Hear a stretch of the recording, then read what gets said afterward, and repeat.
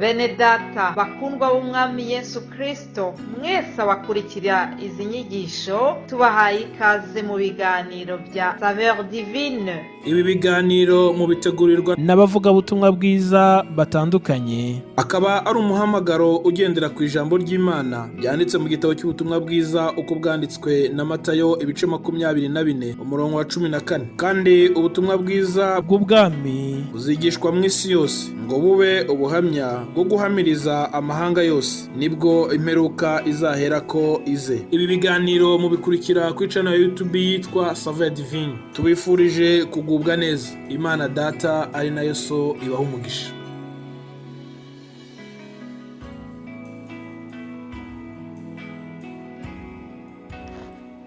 Shalom shalom bakundwa bene data, dufatanyije gucungurwa n'amaraso y'umwami wacu Yesu Kristo.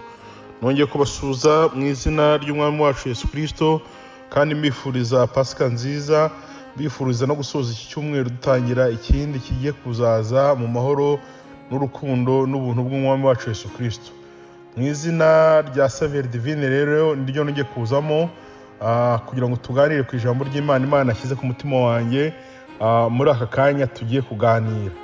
Hari bene data n'abashiki bacu bamaze iminsi baca kuri urubuga rwa Saveur Divine kandi bambanjirije baganiye cyangwa se mwaganiriye cyangwa se bacishije ibiganiro bijyanye na Pasika, imyiteguro, kuvuga kuri Pasika, imyiteguro ya Pasika, kuvuga kuri Kristo, kuvuga ku gupfa kwe, kukuzuka kwe n'ubwami bwe. Bavuze ibintu byinshi bitandukanye, nanjye rero ngiye kunga mu ryabo kugira ngo turusheho kuganira ku bijyanye kubw'urukundo, ku bijyanye ku rw'urupfu rw'umwami wacu Yesu Kristo, turebe intsinzi twahawe ikomoka mu gupfa mu rupfu rw'umwami wacu Yesu Kristo. Bene data bakundwa rero, Pasika twizihiza uyu munsi cyangwa twizihiza muri iyi minsi, si ukuvuga ko Yesu ubu ngubu aribwo ari gupfa cyangwa se akazuka, ni ibyabayeho, ahubwo ni amateka twibuka. Ibi bihiye tubirimo twibuka amateka y'ibyabaye, tukayigiraho, tukari icyo dukwiriye gukora. Ahubwo tushobora kwibaza ikibazo ngo mbese iyo twibuka, iyo bigeze mu minsi mikuru ya Pasika, ibyo twibuka ni iki? Dukura muri irihe somo? Twakagombye gukora iki kugira ngo turusheho kubaho mu buzima bujyanye n'ibyo twibuka?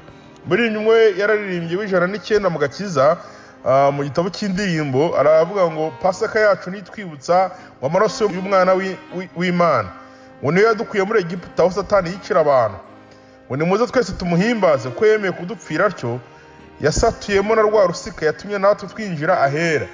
Uyu muririmbyi yaririmbye indirimbo ariko irimo amagambo meza, aravuga ngo iyi Pasika hari iki twibutse. Nagira ngo mwene data mushiki wanjye nawe ukurikira kino kiganiro, iyi Pasika turimo twinjiramo, ibihe byiza bya Pasika turimo twinjiramo, bigira ikintu bikwibutsa kandi bigira n'ikintu bikora mu buzima bwawe.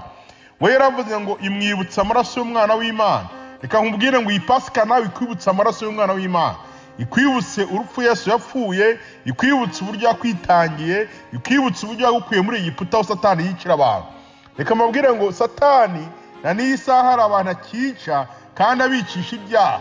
Weho niwe waragiriwe ubuntu ukaba waramenye umwami Yesu nk'umukiza wawe, bigutere kumushima kubw'amaraso yamennye kugira ngo Satani atakwicisha ibyaha. Niba utari wamwakira nk'umwami n'umukiza wawe, ihute vuba, iyi Pasika igusigire Yesu nk'umwami n'umukiza wawe, kuko amaraso ye na n'iyi saha aracyagira uruhare mu buzima bw'abantu benshi bamwemera nk'umwami n'umukiza. Muri iyi yaravuze ngo nimuze twese tumuhimbaze kuko yemeye kudupfira atyo, ngo yasatuyemo rwa rusika yatumye natwe twinjira ahera. Byari bigoye kugira ngo umuntu wese afate umwanya asenge yumve ko asabanye n'Imana, ariko Yesu akimara gutanga amaraso ye byararangiye, ibitarashobokaga byarashobotse. Ndi muri byo yararimbye ngo ndetse n'umwana muto uzi gusenga Imana ntazagira ubwoba, azafashwa no gusenga. Amaraso ya Yesu yatumye tugira uruhari mu kuvugana n'Imana, mu kwegerana n'Imana. N'umwana muto uzi gusenga agira uruhari mu kwegerana n'Imana. Iki ni igikorwa cyakozwe na Yesu. Ndagira ngo kuri iyi Pasika yacu twongere twibuke ikintu Yesu yakoze gikomeye cyo kuduhuza n'Imana kubwo kwemera gutanga amaraso yiwe. Yarakomeza ngo Getsemane Yesu arasenga ati Umuremyi yavuze ibintu byinshi, yavuze imibabaro yamubayeho, yavuze uburyo byari bikomeye, yavuze uburyo byari bigoye. Iyi ndirimbo nawe uzayirebe, uyisome, uyiririmbe 109, uzasanga muri uru rugendo rugera ku gucungurwa k'umwana w'umuntu binyuriye mu gutanga, mu kumeneka kw'amaraso ya Yesu Kristo. Bene data bakundwa, ndagira ngo twongere tuganire. Yesu tuvuga yarazutse, ntabwo akiri mu mva, ahubwo yarazutse. Somye ijambo ry'Imana mu Bakorinto ba mbere 15:20, hari amagambo nkunda cyane. Yesu tuvuga, Yesu mbabwira uyu munsi, ntabwo akiri mu mva, ahubwo yarazutse. Bene data bashitsi banjye bambanjirije bagiye babaganiriza byinshi ku bijyanye n'ibyakozwe, ku bijyanye n'ibyabaye kugera ku rugendo rwo kuzuka. Yesu tuvuga uyu munsi yarazutse, ahubwo yicaye iburyo bw'Imana Data, kandi ngo nta kindi akora, ahubwo arimo tuvuganira. Mu Bakorinto ba mbere 15:20 haranditse ngo, niryo jambo tujya kwifashisha uyu munsi wa none, ngo ariko noneho Kristo yarazutse. Reka mbabwire ngo Kristo yarazutse. Haleluya! Iyi ni inkuru nziza, ni inkuru y'ihumure. Kristo yarazutse. Ariko noneho Kristo yarazutse, niwe muganura w'abasinziriye, kuko ubwo urupfu rwazanywe n'umuntu, niko no kuzuka kw'abapfuye kwazanywe n'umuntu. Nkuko bose bokejwe gupfa na Adamu, niko bazahindurwa bazima na Kristo. Yesu yarazutse, kandi inkuru y'umudendezo, inkuru y'umunezero, inkuru iteye ibyishimo, nuko n'abapfuye bose bazahabwa kuzuka ku bwa Yesu Kristo. Urupfu ntabwo rugiteye ubwoba, kuko rwamizwe no kunesha. Satani wazanye urupfu rwaje rukomotse muri Adamu. Yesu yararumize, kuko urupfu rwaramujyanye, ariko ararutsinda, ubu ni muzima, yarazutse, kandi ari gukora igikorwa cyiza cyo kutuvugira. None kuri iyi Pasika ahubwo twakora iki? Twakora iki? Hari umwanditsi nakunze cyane mu Bakorinto ba mbere 5:7, we yigeze yababwira abya ngo Abakorinto mwe, hari igikwiriye kuri Pasika, hari igikwiriye. Pasika nzima turimo twizihiza urupfu rw'umwami no kuzuka k'umwami wacu Yesu Kristo. Ni ikihe kintu gikwiriye twakora? Ni ikihe kintu gikwiriye twabamo? Yaravuze ngo nuko nimwiyezeho umusemburo wa kera. Iyo usomye mu Bakorinto 5:7, yarabwiye ngo yemwe mu kwitegura Pasika neza, nimwiyezeho umusemburo wa kera, kugira ngo mubirobe rishya, mwe mutakiri umusemburo wa kera koko, kuko Pasika yatambwe ari we Kristo. Ndayamabwire, mu kwitegura Pasika neza, mu kwizihiza Pasika neza, wagakwiye gukuraho umusemburo wa kera. Kubati Yesu yarazutse, yatanze amaraso ye, yameneye amaraso ye ku bugingo bwanjye n'ubuzima bwanjye, ugakuraho ibya kera, nawe ukaba mushya kubw'amaraso Yesu Kristo. Pasika turimo twizihiza muri iyi minsi, Yesu twibuka ko yapfuye akazuka. Icyo dukeneye gukora mu buzima bwacu kugira ngo natwe duhamanye nuko gupfa kwe no kuzuka kwe, ni ugukuraho umusemburo wa kera, ni ugukuraho ibyaha mu buzima bwacu, ni ugukuraho kamere y'icyaha mu buzima bwacu, kugira ngo turusheho guhamya kuzuka kwa Yesu mu buzima bwacu.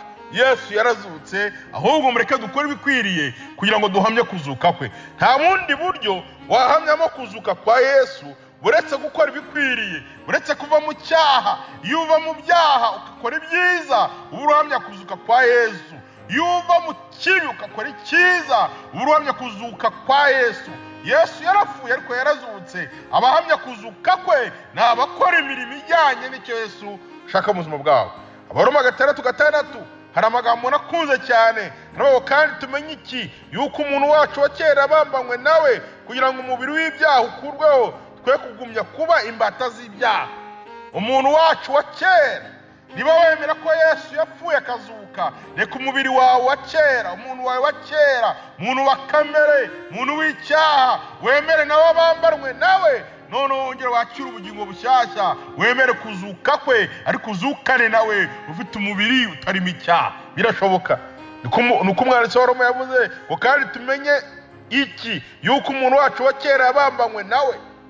Biragusaba kugira ngo ufate umuntu wa kera, umuntu wa kamere y'icyaha, umubambane na Kristo. Nicyo cyatumye apfa, kugira ngo ibyaha byacu bibambanwe nawe, kugira ngo umubiri w'icyaha ukurweho rwose. Urupfu rwa Yesu no kuzuka kwe byari kugira ngo umubiri w'ibyaha ukurweho mu buzima bwacu. Numwemerera uyu munsi, niba utari wamwemerera, arakuraho umubiri w'icyaha, arakuraho kamere y'icyaha mu buzima bwawe, aguhe kuzukana nawe ufite kamere y'ubumana mu buzima bwawe. Twagumye kuba imbata z'ibyaha, arakumaraho ububata bw'icyaha, kandi niba waramwemeye nk'umukiza wawe ukaba uri mu nyumva uyu munsi wa none, reka urusheho kumwegera, kuko iyi ni intsinzi yacu. Kuzuka kwa Yesu ni intsinzi y'abera, kandi ibi bigutera ibyiringiro yerekana yuko ubwo yazutse azagaruka no gutwara be, kandi azazura nabi. Azagaruka byanga byakunda, Yesu azagaruka yazukiro cyangwa se warapfuye, cyo si ikibazo, uko nazukiriho bazahamagara be bamusanganire mu bicu, cyangwa se naza warapfuye wazazura, abantu bose bazazuka. Yanesheje urupfu, ntacyo urupfu ruzadutwara, ko Yesu yarazutse. Bene data bashiki banjye, gikwiriye nta kindi, bureke ibyiringiro byacu tubikomereze kuri we. Iyi Pasika ntibyo kwishimisha mu buryo bw'umubiri, ahubwo turushaho kwibuka ibyakozwe, ubwitange bwe, maraso yamennye, imibabaro yahuye nayo, kugira ngo ubugingo bwacu bube buzima. Dukore igikwiye icyo ari cyo cyose kugira ngo natwe ubugingo bwacu bube buzima, duheshe agaciro amaraso ya Yesu Kristo yameneye ku musaraba w'Igotha. N'aya magambo numvaga Imana yashyize ku mutima wanjye muri aka kanya, kandi numva nituyagendaho tukayumva, tugaha agaciro icyatumye Yesu apfa akabambwa kandi akazuka, bizaduhesha ubugingo buhoraho mu izina ry'Umwami wacu Yesu Kristo. Amen.